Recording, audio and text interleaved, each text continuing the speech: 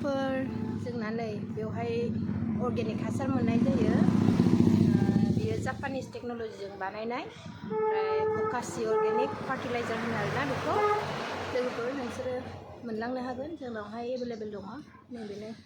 contact नाम्बारा बे कन्टेक्टआव लाबानो मोननो हागोन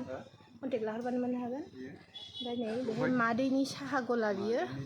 मादैनि साहा गलायावहाय साहा मोनगोन परथा मोनगोन ओमफ्राय नै पक'राया जि गोथावखा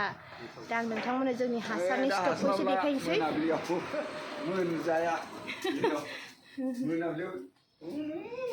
नैबेनो लोगोफोर जोंना हासारनि बे दखानावहाय स्टक दोननाया बिनिफ्राय माखासे सेल जाबाय नै बे पेकेटथामल'सै ओमफ्रायहाय नै जोङो केजि हिसाबै बायग्राफोरनि थाखाय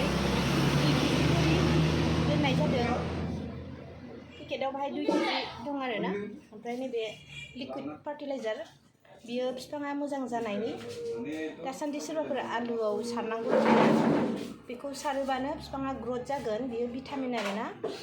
ओमफ्राय बियो निहिरनिबो जागोन ओमफ्रायहाय नैबे मोनसेयाहाय माबानि थाखाय बियो एम्फौनि थाखाय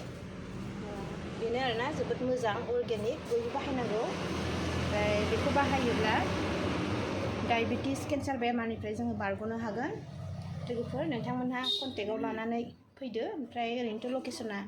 सुरत प्रेसनि अपोजिटआव आरोना बिदिबा भिडिअखौ दोनथ'बाय आङो